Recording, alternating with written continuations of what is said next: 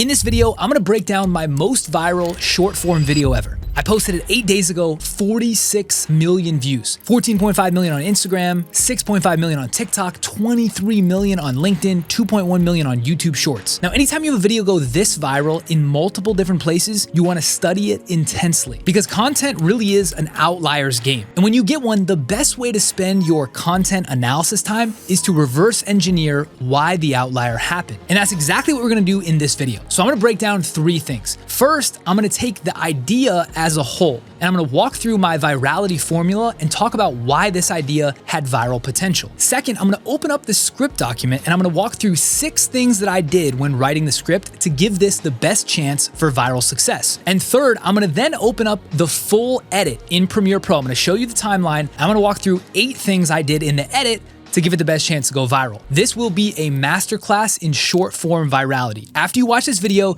you'll have everything you need to understand how to make your content go more viral. All right, so before we get into anything, I just wanna play the video on the screen. If you've already seen it, just fast forward 60 seconds. We'll start that now. Check this out. This guy's building a real Iron Man suit in his garage. But to do it, he had to invent the world's first personal hydrogen reactor. It's insane. This is Alex. He's a Russian engineer, and his fans call him the real Tony Stark. Now, in order to make the suit functional, he had to invent a bunch of new things. The reactor is one, but he also built this, a pneumatic sensor system that links the suit's movement with his own. So when he flexes, it flexes, just like the one in the movie. He also designed a plasma propulsion system to make the jet thrusters and cutters actually work. It's pretty nuts. But the craziest part of all is that he's been documenting the whole journey on YouTube. 6 years, countless videos. His channel is called Alex Lab, and every video has millions of views. Now, after 6 years, the fully finished suit is about to debut soon. And he really did it in a cave with a box of scraps. All right, so I wanna get into the idea breakdown first. And specifically, before you script or edit or do any of that work, first thing you should do is gut check, does this idea have viral potential? Now, it's not important that every single video goes viral. I actually recommend a content strategy that's a mix of broad top of funnel virality with narrow, deep content designed to build depth. But I'm trying to maximize my unit time spent. And so viral videos give me the most reach and the most effectiveness for my time spent. That's why I try to vet everything I make through this viral content formula. Now, if you haven't seen the formula, I'll link the video here where I broke down everything in super deep detail, gave examples, everything you need to go viral's in there. So the first 3 variables that matter, and these are probably the most important variables, honestly, in the virality formula, is the idea, the addressable audience, and then the point of view or the story lens. All right, so when it comes to the idea, you really have 2 options. You can either go common or uncommon. Common is something like Apple just dropped the iPhone 16. Anybody with a pulse that opens social media would see that. Uncommon is something weird or unique or on the edge that most people haven't come across before. If you're gonna go for virality, you wanna go for uncommon if possible. So in this case, the video idea was a Russian engineer building a real functional Iron Man suit in his garage. That is about as uncommon as you can get if it hasn't already been shared by someone else. So that's check 1 right off the bat. I knew this idea had some potential when I came across just based on the uncommon nature of the idea. Now, the second piece in the formula is to look at the applicable audience size. How many people would potentially share this or be interested in sharing if it came across their feed? Because if you have an uncommon idea, but the applicability of the audience is super small, it's probably not gonna go viral. There just aren't enough people to share it when it finds them. For example, if this idea was a Russian engineer builds a toy train set in his garage, that's kind of niche, right? The only people that would share that are people that are into engineering or into trains. It's too small to go viral. In this case, I knew that the applicability of the audience was anybody who's into Iron Man, the movie, the Marvel movie, or anyone that was into robotics or engineering. Together, that sum total of applicable audience is pretty large. So right there, I had an uncommon idea plus a abnormally large audience. I knew that if I was able to execute, that priming had the chance to go super viral. And the way I validated that and how you should validate this as well is I saw a video about this on Twitter. That video had 12 million views and was actually a terrible video, edited poorly, no storytelling. So I knew this already was validated. Now, the third variable that matters is point of view or story lens. Typically, if you pick a common idea, like if I was just making a video about the Marvel movie Iron Man, I'd want a unique story lens or point of view on top of it. Because if I make a common idea that people have seen before, they're not gonna share it. So you need common idea and unique lens, or if you have uncommon idea, it's fine to just go with a normal lens, like just a story tell or tell people exactly what happened. In this case, I didn't go with a Marvel movie. The lens was kind of baked in the fact that it was a Russian engineer making his own Iron Man suit. So I didn't really need to go crazy with the lens. I could just tell people exactly what I saw, and that's what I did. In this step, this seems easy, but this is a critical piece. If you're trying to get videos that break out and have tons of views, you have to have cracked this 3-piece variable set of the virality formula. You have to have an uncommon idea or a common idea with an uncommon point of view, and you need an unnaturally large applicable audience. If you don't have those things, if those 3 things are not true, I don't care what you do, how great of a story you tell, that video is not going viral. If you wanna know why that's true, you can either watch this virality formula video that I put together where I explain exactly like the psychology behind why things go viral, or I actually built a 5-day free series that kind of walks through my thinking in way more detail. It's at viralityblueprint.com. It's like a little 5-day free ebook. You can download that and go through the course. That helps break down the psychology. It's really important to know the psychology behind why things go viral. All right, so that's part 1. That's the idea. So I knew that I had something here if I could execute. And that's step 1. Now let's go into the execution. So we're gonna transition now into the script. I'm gonna pull up the script and we're gonna walk through it. All right, here we go. So this is the script document, nothing fancy, just a Google Doc. You can see the full script here. This is a 45-second video, so it doesn't even take up a full page. What I've done is I color-coded the script. I copied it 6 times and color-coded each piece that we're gonna talk about. So I'm gonna scroll down to each version. I'm gonna walk through exactly what I do in the script. Now, every script varies, but there are some principles and some things you can extract away from the script that you can start applying to your videos immediately. And I'll call out one thing. The biggest request I've gotten from other creators, entrepreneurs, marketers, everybody who's trying to crack short form video, they look at me as someone who understands storytelling expertly. And what they want is a tool that could package the way I think about storytelling into some software, some platform that would allow them to write video scripts immediately. And that's what I'm building. It's called Sandcastles. It's at sandcastles.ai. We're finishing it up now. There's a wait list there. If this is interesting to you, if you want a piece of software that will allow you to immediately sprint through the storytelling part, write a script iteratively, come up with the angle, come up with the story lens, talk to you, if you want that, it's gonna be really cool. Make sure you're on the wait list, sandcastles.ai. The people that are on the wait list before we launch are gonna get a preferred price forever. So if it's interesting, check that out. Now let's get back to this. Let's go through the 6 things. All right, so I'm gonna scroll down. Now, the very first thing you see is this yellow. So I just want you to look at this first couple sentences. This is what I call the curiosity loop. And it's very simple. When you hear the first sentence, does it invoke this maddening curiosity that makes you wanna hear the second sentence? If you don't open a loop in somebody's brain where they're curious enough to watch on to close that loop, you've lost them. And so the number one thing that I do when I'm writing, they call it the hook, the body, whatever, people overblow it. All you need is a curiosity loop. And so in yellow here, I've highlighted my curiosity loop. I say check this out at the beginning. You don't need to do that. This guy's building a real Iron Man suit in his garage. But to do it, he had to invent the world's first personal hydrogen reactor. Now that is a banger curiosity loop. If you've ever seen Iron Man, which to go back to the idea, large applicable audience, I knew a lot of people have seen it. This guy's building a real Iron Man suit in his garage. I knew that if I had a visual to go with that, immediately that alone would be like, what? He's building a full Iron Man suit? Now, you may have seen that before. There's probably 4 or 5 people online that are building the suit. But to differentiate, he had to invent the world's first personal hydrogen reactor. When you hear that and you see the chest piece on him glowing, which I knew I had that as a visual, and we'll get to that in the edit, I knew that created a curiosity loop so strong that if you've seen Iron Man or not, you were just shocked that this is even possible, you'd have to read on, you'd have to listen on, you'd have to follow along. In your videos, the ones that haven't done well, I guarantee you haven't created a deep enough curiosity loop around whatever you're talking about. So that's step 1, gotta have the curiosity loop. Now, step 2, there's 2 things here, and it all goes into this idea of rhythm and variance. Okay, so something I teach is I want you to look down the script. What you don't see is every sentence the same length. You don't see a clear rectangle. You see jagged edges. Why is that? There's a principle in writing and reading that if you vary the rhythm and the length of each sentence, it creates more unpredictability. It creates a better rhythm to the ear than if you were saying the same length sentence over and over. And to prove it to you, I will say 2 things. The first thing, listen to this first thing. You can close your eyes. He had jumped over the river. The river was really brown. The brown river was in his way. He crossed the river and went along. See how boring that sounds? It's like so predictable. It just plods along. Instead, if you listen to the way I read this is Alex. He's a Russian engineer, and his fans call him the real Tony Stark. Now, in order to make the suit functional, he's had to invent a bunch of new things.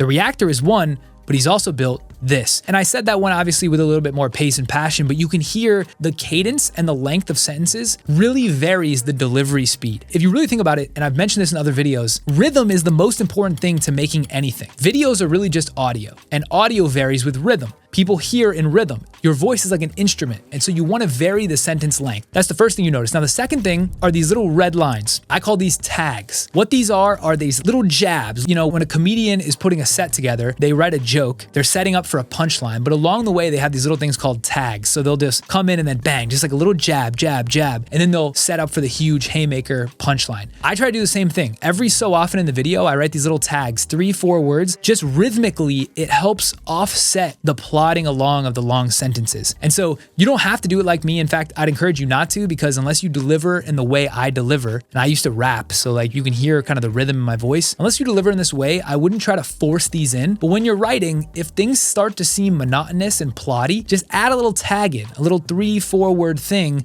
that helps get people back off balance. That will help add more rhythm. So that's tip number 2, is make sure the sentences vary in length. And the easiest way is just to look at the script and make sure it has jagged edges. It's not a straight edge. And then 2 is consider adding some tags in throughout to help break up the pace. All right, let's go to piece number 3. So piece number 3 is re-hooking. Now, a lot of people, the gurus, the content gurus, they all say you want to hook, and then you want to have a body, and then you want to have a close. I think that's nonsense. I don't think that's how you should do it. The hook is what keeps someone interested. So what you should really do is hook, and then re-hook, and then re-hook, and then re-hook, and until the end. So the video is made up of 3 or 4 sentence phrases. Each phrase should end in a hook. The curiosity loop at the beginning, you should be hooking them. They should be wanting to hear the next piece, and again and again and again. This is what helps pull them through. You don't want to push them through the video. You want the words and the phrasing to pull them through. So the best way to hook is to use the words but or therefore to create some conflict in the words. And so if you look at the green, I've actually used but 3 times. So I've got 3 hooks in here to re-hook, then re-hook, then re-hook. Now this is only a 45-second video, so there's only so many times you can hook. And if you say but too frequently, it kind of sounds off. It's like you're forcing it in. So you really only want to use it when it makes sense. But here I've used it 3 times. So the first one was at the very beginning, but to do it, he had to invent the world's first personal hydrogen reactor. So I was adding some conflict. He made the suit, but he had to overcome this crazy thing to make it work. So that was the first one. The second one is the reactor is one, but he also built this. So again, it's like, we just talked about this one thing, but wait, there's one other thing. So that's the second hook. And then the third hook is he did this, but the craziest part of all is this, right? So you've heard all these things, but wait, there's more. It's really a lot of these variations of, but wait, there's more. You want to hook, rehook, rehook, rehook, rehook as long as you can. That's the third trick. And you can see I've done it 3 times in 45 seconds. Every time you hook, and I'll show you in the edit the way that you use visuals to kind of hook them as well. Every time you hook, it adds to retaining that viewer longer. All right, so now we're gonna go to number 4. Now, number 4 is what I call clickbait. Now, in order to make a video go viral, you kind of need to add some dissension or some hidden phrases that will cause comments. Sadly, the best way to get engagement is comments. The best way to get comments is to cause dissension. If you're 100% on one side or the other, everyone's gonna be like, agree, agree, agree. That's not gonna drive dialogue. If there's no dialogue in the comments, the video will not spread. Now, you may not want arguments in the comments. I don't want arguments in the comments, but I definitely am okay with people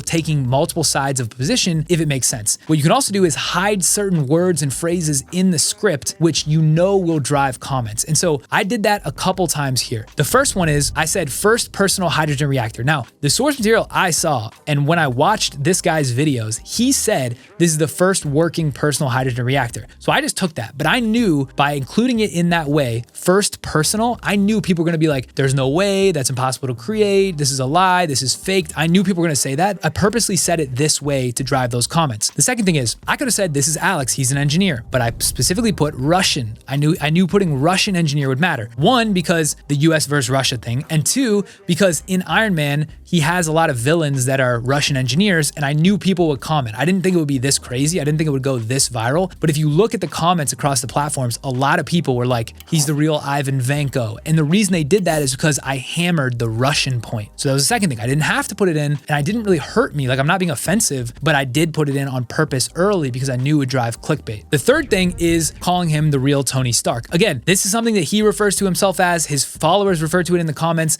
but I knew including Tony Stark, which is a common character, a common person, a common name that people know, it creates something they can grab onto. When I think about writing videos, I think a lot about mountain climbing. You need to give people holds to climb up. If you try to climb a mountain that was completely smooth, they can't grab on and lift themselves up. So you want to give them holds. And celebrities, brand names, anything people can relate to is like a hold that they can pull themselves up on. So that was the third thing. The fourth thing is I said he had to invent a bunch of things, which to me, he did invent. To him, he did invent. He said he invented. All the source material I saw said he invented it. But again, I knew people in the comments were going to be like, there's no way this Russian dude with a welding torch in his garage invented. There's no way. There's all these scientists. I knew people were going to say that. I was trying to cause those comments to come out. And then the fifth thing is just like the one in the movie. And so I used that because I wanted people to create that frame. And I knew I could add visuals in to create that kind of like comparison. Everybody knows the movie. Nobody knows this guy. If I say just like the movie, it reminds them of the movie. Again, another hold for them to climb up on. So I don't always put this many things in there that will cause clickbait comments, but I find that the more you do this without sacrificing your morals and your ethics and your position, the better. All right, so the fifth thing, and this is kind of something that's a little bit unique to me, like it naturally comes to me, but it's simplification. So anytime in a video, you can take a complex idea and simplify it down to like really, really simple, dumb terms. It's so much easier for people to relate to. And it's not about people being smart or dumb. It's just, it's so much easier to hear a simple concept and be like, wow, versus hearing some complex jargon that you don't know and trying to fill in the gaps in real time. It just makes it harder. And so in this case, in the purple, I've highlighted a couple times where I tried to take what was complex and then simplify it down. So I said the complex was a pneumatic sensor system that links the suit's movement with his own. So when he flexes, it flexes. That's a much, when he flexes, it flexes is a much simpler way to say that. And also I knew I had a visual where he was flexing and it was flexing. So I knew that would pair well together. The other one was when I said he also designed a plasma propulsion system to make the jet thrusters and cutters actually work. So nobody knows what plasma propulsion system means, but when I said make the jet thrusters work and you see the jet thrusters working, it's a simpler way to say it. And if you have a pair visual and you say it in a simple way, that really helps people, again, add more holds for people to climb up the mountain with you. All right, and now the last thing, and this is really critical, is the last line, the end line, the last dab, I call it, of the script. And that's in this orange color. You really want to find a way to incorporate an interesting question or a joke or a reference at the end, because humans are simple and their attention spans are super short. They're just going to remember the last second or two of what you said. You could do all that work, and if you ask somebody a day later what they saw, they'd be like, I think I saw something about Iron Man, but that's all I remember. So sadly, once you get them to the end, nothing matters but the end. And so at the end, what I try to do is add a question or something relatable that will make them share. And so in this case, I knew like using a line from the movie would be cool if I could force it in. And so there's this line where Tony Stark builds the suit in the cave and then they're trying to replicate it at Stark Industries. And the engineer comes up to the villain, is like, I can't do this. Like we have so many engineers working on it, it's not working. And then he yells back like, Tony Stark did this in a cave with a box of scraps. It's like a famous line from the movie. And so I knew that this kind of looked like in the videos, this guy was doing this with a box of scraps, like in a dark cave. So if I found a way to relate that to the movie and then show visually he was the same as Tony, I knew that would be like an amazing last dab. Now, the thing I underestimated was how many people would comment that line. So many people were like, he did it in a cave with a box of scraps. They just said it again like it was a joke, that they were like in on the joke with me. All those comments drove so much sharing. So I actually underestimated how powerful that would be, but I recommend including something that's punchy at the end that people can react to. All right, so just to recap, it's 1, creating a curiosity loop. You gotta have a loop that people actually wanna go down. 2, it's using rhythm and sentence variability to create something that's pleasurable to listen to. 3, it's re-hooking. Hook, then re-hook, then re-hook, then re-hook, continue hooking. 4, it's using specific words, you can call it clickbait if you want, to drive comments around a memorable phrase or a person or a brand name. 5, it's simplification, taking complex ideas and simplifying them in a way that people can grab onto. And 6, it's using a last dab, the end line, something funny, witty, something people will remember that they'll want to share. Those are the 6 things I did in this video. Those will help you in every video. All right, let's go on to part 3, which is the edit. All right, we're in the edit, we're in Premiere Pro. Now, the idea is a banger and the script is great. You still need the edit. You still need the visual packaging. You need some hacks and tricks to make sure that visually it works. It can still work and do pretty well with just the idea and if you just point and shoot with a phone. But if you really want to take off and go super viral, the visual packaging in the edit is the third piece. So what I want to do is go through 8 different things in the edit that I did specifically to try to engineer this virality. Now, you can't guarantee it, but you can try to do these things that give it the best chance to go viral. So we're gonna walk through that right now. All right, so step number 1, before you start the edit, what you really want is what I call a key visual. So in order to make videos, you gotta have some B-roll, some video, right? If it's just you on the screen, it gets boring. You need some graphics, some visual, something to show to illustrate your point. Now, what you want is a key visual, which is some other video from someone else, some other company, some demo, somebody else did it. You're gonna use that key visual as your B-roll. Now, you may be watching this and think, oh, that's unfair. Like other people put a lot of time. Look, the thing is with the internet, everything is a remix on each other. So as far as I'm concerned, if I put something out, somebody else can use it. If somebody else puts something out, I can use it. I try to credit as best I can. I try to tag. My whole goal is to get millions of eyes sent through to the original source material. So people that are in the comments complaining that people borrow stuff, so many people have ripped my videos and reposted it. That's how the internet works. So the point is you want a key visual that helps illustrate your point. And if possible, you want to tag and send all that traffic back to those people. In this case, the key visual I had, which is why I made the video, was this guy, Alex, that Russian engineer that made the Iron Man suit. He has a YouTube channel with over 1 million subscribers. And what he does is he uploads videos showing how he makes all these different things. And so if you look on the timeline, this is just one of the videos, right? This is just one of the videos of him going through and, you know, he does a great job of filming this. And so I knew between this and the source video we saw on Twitter, we had so much footage that we could use to visualize our point. But I really recommend that if you don't have a key visual and you're not good at animating from scratch, you're gonna have a hard time making a video that's compelling because what are you gonna show to illustrate your point, right? A picture's worth 1,000 words, video's worth 1,000 pictures. You want source video to show. So that's point number 1 is you really want a key visual. Now I'm gonna zoom in here. Point number 2 is the visual hook. This is what people do not talk about enough. The written hook is not enough. I'll say it again. The written hook is not enough. What you're showing on the screen matters more than what you say in the hook. Why is this? People see before they hear. They can digest what they're seeing and process it faster via their eyes than they can their ears. And so at the end of the day, what you're showing matters so much. So I want to show you in the timeline how I think about hooks. So I'm going to just play this. Check this out. This guy's building a You're not going to be able to hear it. Iron Man suit in his garage. And again, this is processing at quarter speed, so it's going to seem a little blurry, but it is very smooth. It's just some of these files are too big to play full speed. But what I want to show you is there's a few things I did in this visual hook specifically to hold retention. The first thing is you want the visual to complement the curiosity loop. So in the curiosity loop, in the script, what I said is this guy's building a real Iron Man suit. So just watch the visuals that play. Check this out. Right here, you see the Iron Man helmet. Then you see an Iron Man suit with an arrow pointed to the Iron Man suit. That helps direct your eyes directly to what I'm talking about. Then you see the Iron Man suit helmet on. Then you see him shooting the Iron Man suit.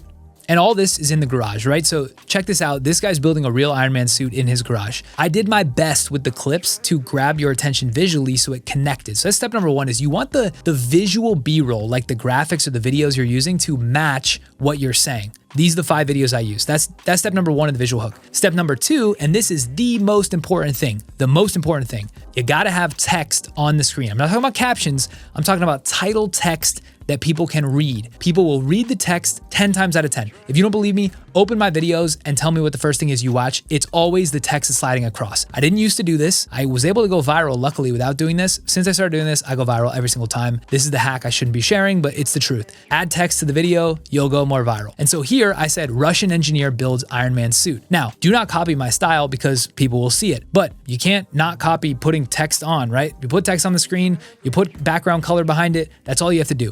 I like to put things that match what I'm saying, but aren't exactly the same. So I knew Russian engineer to our script point was going to be viral. So I put Russian engineer. First word you read is Russian. I wanted you to think it's Russian. I wanted you to think it's cool. Look at it, see him looking Russian, immediately want to comment, oh no, the US is in trouble. That's what I was trying to create in this cyclone of a hook. So step number 2 is you have to include text on the screen to tell people what the video is about. 50% of people watch it without sound. So if that's not enough of an indicator, hopefully what I'm saying will put you over. All right, tip number 3 on the edit is music. Now, you can see you don't have to be a Premiere Pro expert to understand how this works. Everything below this main line here is audio, everything above is video. And so this first track, this A1 track, this is my spoken audio. There's 2 different colors just because my editor likes to split. Whenever there's split screen, it's green, and then whenever it's full screen, it's red, you can see. So there's 2 different colors of the audio, but everything on this first track is my spoken word. The next track is the main music of the video. Now, you're not gonna be able to hear it because I'm not playing the audio through as I play this back, but we're gonna play clips from the video as I'm talking about it so you can understand what I'm saying. In this case, you wanna use music that complements the video. So I thought it'd be kind of cool to use like that Iron Man song, the Black Sabbath Iron Man song or something of that vein. So I went on YouTube, I searched what are the songs in Iron Man? It's all this AC/DC, Black Sabbath. So I found one that worked.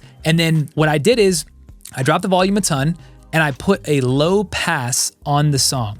Why do you want to put a low pass? A low pass allows the low frequencies to come through, but the high frequencies it cuts out. Why do you want to do this? My voice is a higher frequency. So I don't want the vocals in the song, if there are any, or even the instruments in the song to muddy up the clarity of my voice. So I cut the high frequencies and I just have the low frequencies come through. That's what gives it that underwater kind of muffled tone. But all you need is a little bit of that music in the background for you to kind of get the vibe. So number 3 is you want to pick music that matches the vibe of the video. This is a little bit more art than science. I'm going to have a community and a membership that helps explain these types of things one-on-one. Like I'll take somebody's video and explain it, which music or which song I would use. There's more to come in that, check the description. But at the end of the day, this is a little bit more art than science, but you want to make sure you pick a song that matches the video. Now, number 4 is the hook. Now we already talked about the main hook and using the visual hook. I want to talk about the hooks and the re-hooks throughout and kind of what I do visually in the edit. So again, because you can't hear the sound, we're going to play this little snippets of this as I'm talking about it.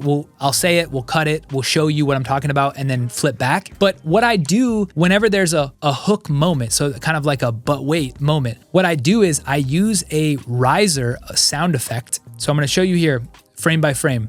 I use a riser sound effect, which creates that whoosh, and then right when it hits, I switch and I do a 2 or 3 keyframe huge jump in, right? So you can see the scale here in terms of, you'll watch this zooms in, right? This is the scale effect. Right now it's at 178. Over the course of, in this case, we did 5 frames or 6 frames. It goes from 178 to 190. So the combination of the riser effect with the rapid scale increase creates this whoosh effect, which kind of holds your attention. I'll play it in real time and then we're gonna show you with the sound as well. New things. The reactor is one, but he also built that it kind of like just grows right in your face. When you do that and you switch from split to full and you use the riser, it really creates this important moment that kind of like stops the momentum. I also stop the music right at this point as well. So it's this crescendo moment. And I do that, you can see I do that throughout the video. So I've got one here at the beginning, I've got one here in the middle, and then I've got one here.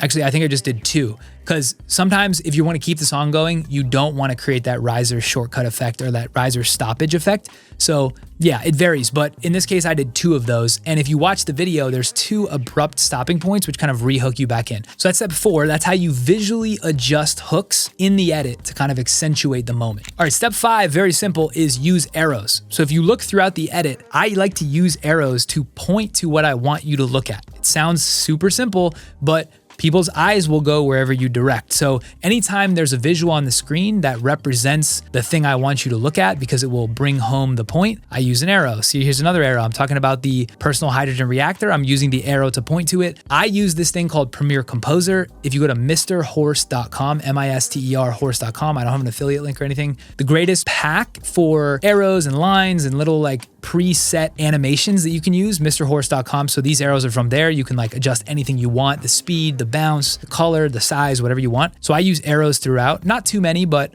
you know, a couple, usually at the beginning. Step 6 is the caption. So if you watch my videos, I use 2 types of captions on screen. The first is these kind of yellow captions with the red background. I use this font called Roca, R-O-C-A. Again, I wouldn't recommend copying it just because it's gonna look the same as me and people will call it out. You can if you want though, it's fine. You could use Helvetica, you could use Arial, whatever you want. I use Roca Heavy, and yeah, I think Roca Heavy, let's check. Yeah, Roca 1 Heavy, and that's a free font. And so I like this size 48 font. I like it this yellow with a little bit of red shadow. Here's my settings if you want to copy it. I like this because it pops out. It looks a little different. Everybody uses those kind of bold captions. And so I use a combination of these with bolder text when I'm trying to emphasize something. So let's see a moment where I'm doing the bolder text would be like, well, here I included kind of bolder text on the above. Also, if you want this effect, by Maximize uses this a lot. It's just go put the image down, and then for under opacity, go to blend mode and go to difference. Difference will basically like invert whatever color's behind the letter, it will invert it. So that's one way to kind of like have text pop. That's not what I'm talking about. What I'm talking about is when I have just white text on the screen. So I gotta find, like right here. So sometimes when I have full screen where there's no B-roll, I try to hold somebody's attention by including bigger words with like a more pronounced font. So in this case, but he also built this. Could have used yellow, but I just used white to kind of vary the eye level. Sometimes if it's too stale, people will churn. So you kind of want to mix. I like to mix between the yellow captions and the white. But that's like a base thing. But you want to make sure you have captions because 50% of people, like I said, aren't watching this with sound. So it's really important that you have those. All right, number 7, and we're almost to the end. Number 7 is pacing. So if you listen to my video, it's moving pretty quick. Like when you watch this, it's like bang, bang, bang, bang. It's not too fast where it's like overwhelming, but it's also, there's no dead space. It's not too slow. Like I cut a lot of the extra dead frames between the sentences because I don't want people to linger. I want it to be really, really crisp. And a way to check this is if you close your eyes and you listen to the video, is it moving at a pace where you get bored, or is it moving at a pace that's fast enough to keep you entertained? If not, you need to cut more of the dead space, cut more of the breaths in between, or like if you're lingering on a word, you need to cut that. So step 7 is you want to make sure the pacing is tight, and you can tell how finely I cut it because look at all the cut lines between these clips. This was one take. I look at the script and I look up and I go one line at a time. Obviously I cut that space, but some of these are 4 or 5 cuts within a sentence. I'm just trying to like really, really dial the pacing in as fast as I can. That complements the BPM of the music. All right, in step 8, I don't actually do this all the time. I accidentally did it, but I do think this did help, is you want to create a loop. So I try not to do this because I'm not really trying to go for 2 times views. Like if you watch my video once and maybe you watch a little bit of the next run through, fine, but nobody's watching my videos multiple times unless I say something they really want to save. But if you engineer a loop where the end frame really loops back nicely with the beginning and people kind of lose themselves and where they are in the video, you can kind of like juice out multiple views, which help catalyze the algorithm. So here, this is the first line. You see this helmet is being held in the upper half of the frame. Now look at the very last frame. The helmet is kind of in the same spot. So a lot of people commented actually, wow, nice loop. And the loop actually drove viral comments, which helped spur the growth. So that was an accident. Actually, I didn't try to do that, but if you do engineer a loop, that will help you too. All right, so that's all we got for this video. That was a masterclass. Honestly, that was a super long video. If you're still with me, we went through the idea, the script, the edit. That's the full enchilada with short form video. Everything I did for this video, 46 million views, 4 hours worth of work, 8 days, 26,000 followers. This is what you want, right? So it's not about this exact video. You don't need to make videos about Marvel, superheroes. It's not about the topic. It's about extracting the lessons when you do get an outlier so you can reverse engineer them and then use them in the next video. That's the fastest way that I've figured out how to learn and grow. So if you like this video, comment down below, let me know if I should make more like this. These are super in depth. I don't always do these, but when I seem to audit my video process and extract the learnings, people do seem to like it. If you like the way I think about this stuff, either the way I break down content or kind of the way I identify the trends and kind of simplify them, I have a newsletter called Content Department. It's at content.game, the URL. It's free. And every week I do this where I take a viral piece of content, either mine or somebody else's, or some trend, some like edge that I'm finding in content, and I just share it back. I've got 10,000 people reading that. You should be reading that. If you're a creator or a marketer, it would be good for you to be on that and read it because the amount of learnings that I'm sharing, it will level you up. So check that out if you want. If not, no worries. And we'll see you guys on the next video. Peace.